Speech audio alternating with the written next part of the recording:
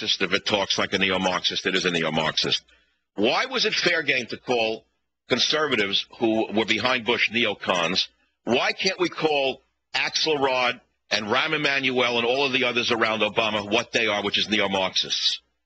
The answer is because we have no control over the print media in this country. They are neo-Marxists, period. I mean, the slur neocon went on for years when Bush was in power, right? Yet we now have a stalking horse communist regime running this country. Some of them are overt communists, some of them are mild communists, some of them are light communists. There's not one of them who is an American from my point of view. Every one of them is trying to disassemble this great nation. But I've said that over and over again, John. Thanks for the call. I got gang tattoos on my soul. I got gang tattoos on my brain, man. I got gang tattoos on my soul. I don't have any gang tattoos on my skin, man. I got gang tattoos on my soul. The gang I belong to is the toughest gang. It's the original gang. It's the Prophet gang. I belong to the PGs, man. I belong to the Prophet gang. I belong to the gang of prophets, man. Ezekiel, Jeremiah. I belong to the Prophet gang. The GPs, the PGs, the original prophets, man, the OPs. I belong to the prophets, man. I got tattoos on my soul, man. I got tattoos on my brain. I don't need any tattoos on my skin, man. I got gang tattoos on my soul. If I was a psychiatrist, I'd take off all of August. But I'm not going to take. I mean, you know, the end of August at the Hotel Ozone was an art film of the 1960s. I never forget that title, The End of August at the Hotel Ozone, which is exactly what the show has always been like for me in August. It's so different, August. No one's around. They are around. Those who are around are bored out of their minds. You know, most of the audience is somewhere else, wishing they weren't. But you look around, anyone who's in the media who can sustain themselves stays in the media. They don't leave.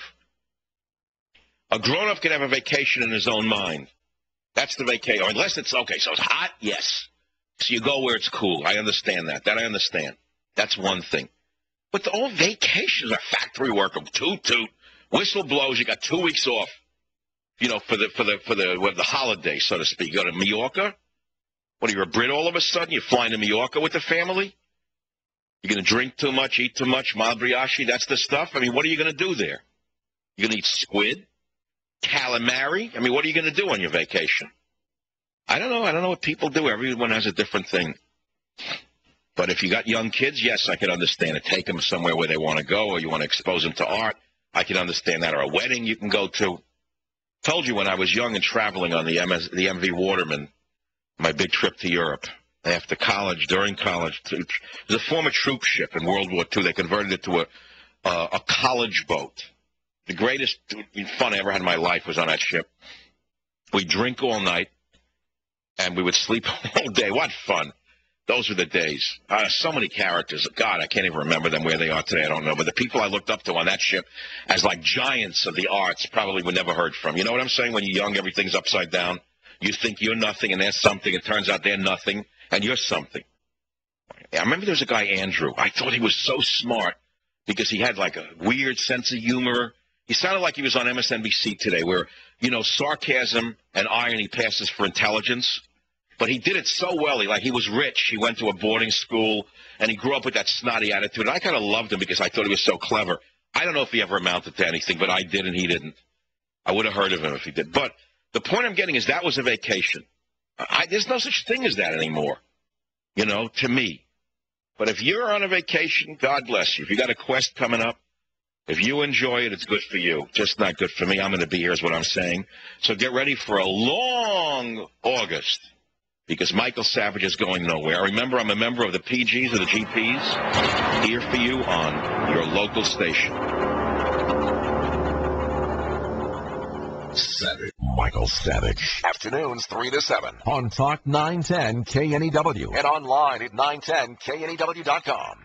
This presentation of the Savage Nation is brought to you by Inheritance Funding Company. On the air, online, and on the go. This is Talk 910 KNEW. Warning. The Michael Savage Show contains adult language, adult content, psychological nudity.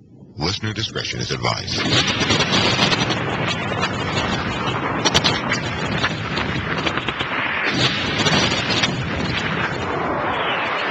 And now, America's most exciting radio talk show, The Savage Nation. Here is Michael Savage.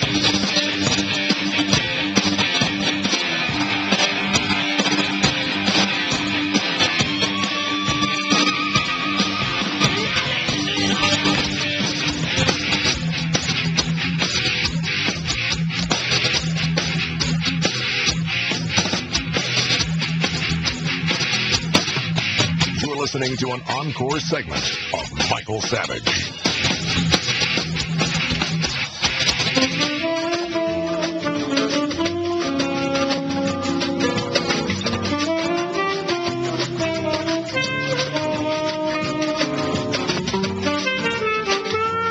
It is Michael Savage, Lonely Old Me, and Teddy the Poodle. All 11 pounds of him shivering here in the studio, even though it's a hot summer day, because I gave him a shower today, and I didn't wipe him properly. So he wants to go out in the sun. Unfortunately, Dad has to work a couple of more hours. And I'm here with you on the Savage Nation happily today because I am free at last of politics, for the day anyway. Politics, of course, is going to be intermingled with all of this, the British thing and all that. I'll do it another day, but because I told you that big interview came out in the New Yorker. The magazine's coming out August 3rd, the profile, Party of One, Michael Savage unexpurgated by Kalefasana. But it looks pretty good. The reason it's important to me, I keep telling you, is because the context of the New Yorker, to me, is important. You got to remember, I went to college in what year? I'm trying to remember. I don't know, 59 I entered college, and I graduated in 63. Is that right? I don't remember. I swear it's like a blank to me. Well, I'm trying to do the math. So when I started to read the New Yorker in the 60s, they were doing portraits, Bob Dylan, 1964, Fellini, 1965.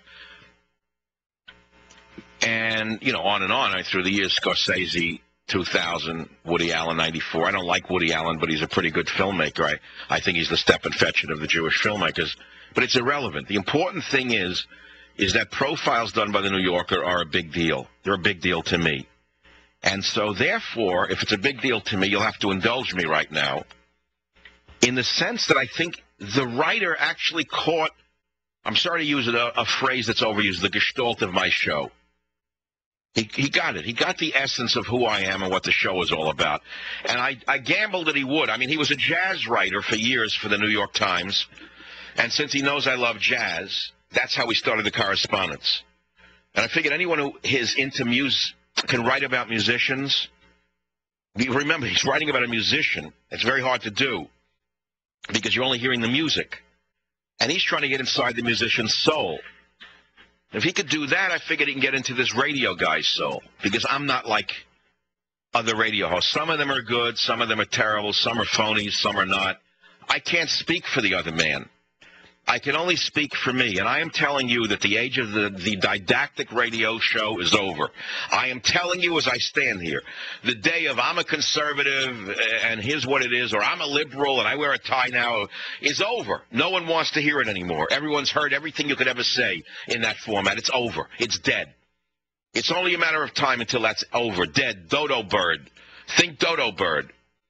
The only thing that will survive in talk radio is me. Or shows like mine about self. In other words, a journal of a daily life tied into politics. But if you think you're going to get away with every day, like Hannity, playing, oh, you kid conservative, you're mistaken. That is the past. That's the past. It's mid-90s. At least to me it is. It's always been in the past tense. I was never interested in that monodimensional kind of stuff to begin with. So this guy caught the whole thing, I believe. And the texture of it is such that it would serve as a shooting script for a movie about me. Finally, someone's done it. So I want to do a few things for you right now. First, I'm going to encourage you to go out and buy all the copies of the New Yorker you can get your hands on for the August 3rd edition. I'd like to see them have to go back to press because I want them to understand that we are conservative and we buy magazines. When they stop attacking everything that you believe in, you might buy the magazine. Well, go and show them that you'll go and buy the magazine by buying it. It's not a big deal. That's number one. I don't make any royalties on it, so it's from, it's not for me, it's for you. Send the message to them that when they play fair, you'll play fair, and you'll buy the magazine. And I'm going to read a few pieces from the article itself. I'll start right here. And it says, on his radio show that afternoon, Savage had played tracks by Cannonball Adderley and John Coltrane, and he sought to draw a line connecting the music he loved as a boy, the herbal medicine he practiced as a young man, and the political philosophy he advocates now. In each case, he said he was after a kind of freedom,